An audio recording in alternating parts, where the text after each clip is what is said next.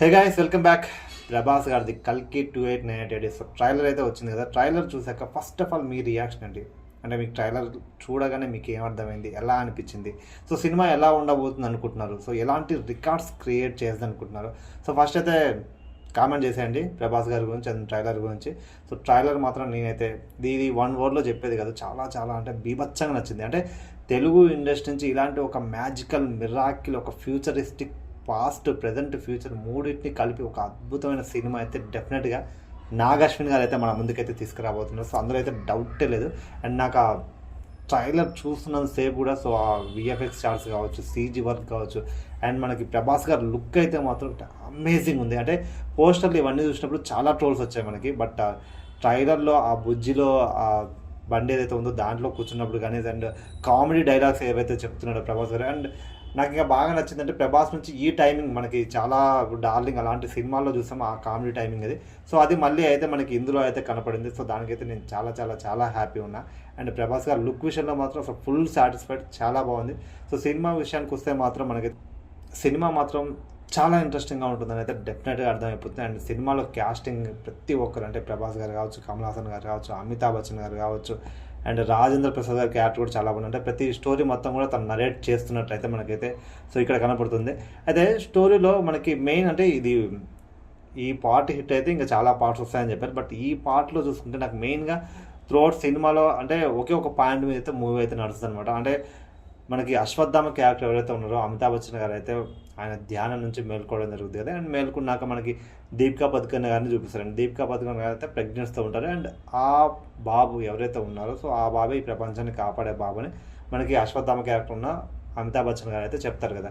So అంటే ఆ బాబుని కాపాడడం మనకు డైలాగ్ కూడా ఉంటుంది, ఈ ప్రపంచాన్ని కాపాడేంత శక్తి నీకుందని ఒక బాబు చెప్పినప్పుడు నేను ప్రపంచం మొత్తాన్ని కాదు కాపాడాల్సింది ఒకే ఒక పర్సన్ని కాపాడాలి. అండ్ తనకి తన మనీ ద్వారా అయితే మనకి పవర్స్ అయితే వస్తాయి. అండ్ ఆ పవర్స్ వచ్చాక దీపికా పదుకొనే దగ్గర ఆమె ప్రెగ్నెన్సీ ఉన్న ఆ బాబుని అయితే కాపాడాలన్నమాట. ఆ బాబుని కాపాడితే మొత్తం లోకాన్ని కాపాడినట్టుగా సో అది ఒక మీనింగ్ వస్తుంది. అయితే పదుకొనే గారిని పట్టుకుని వెళ్ళిపోవడానికి మనకు ప్రభాస్ గారికి సుపారిస్తారు అనమాట విలన్స్.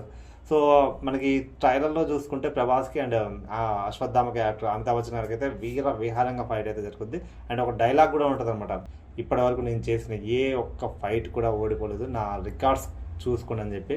సో దానికి మన విలన్ ఒక రియాక్షన్ ఉంటుంది, అవునా అబ్బా అట్లనా అని.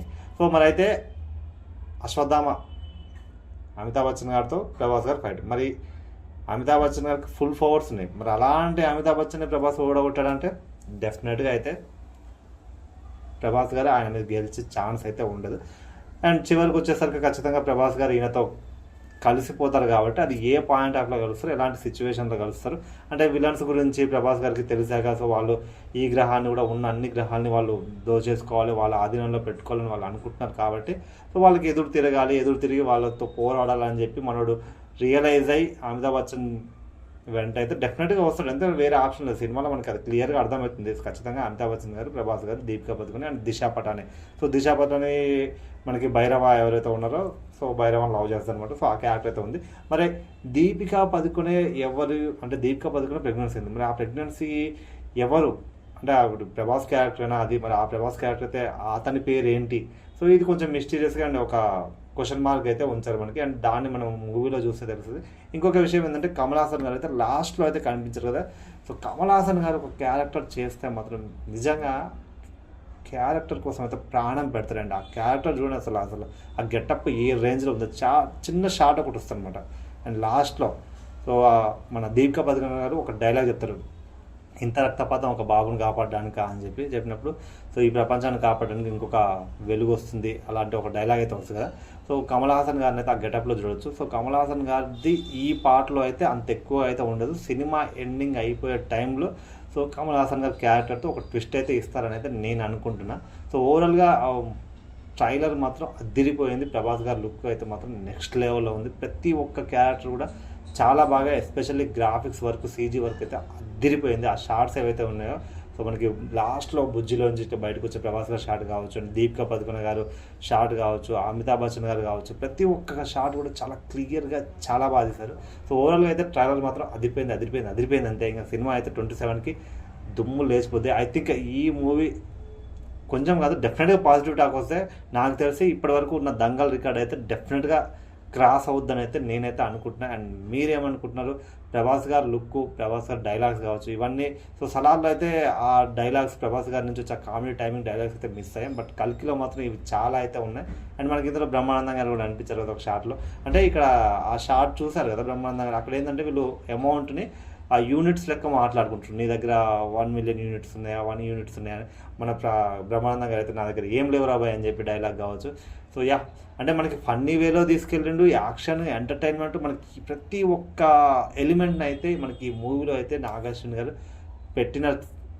పెట్టినట్లయితే క్లియర్గా అర్థమైపోతుంది. సో యా, 27th వరకు అయితే నేనైతే వెయిట్ చేస్తున్నా. సో ఇంకా ఫర్దర్గా ఈ గ్యాప్లో చిన్న చిన్న అప్డేట్స్ ఏమైనా ఉంటాయి.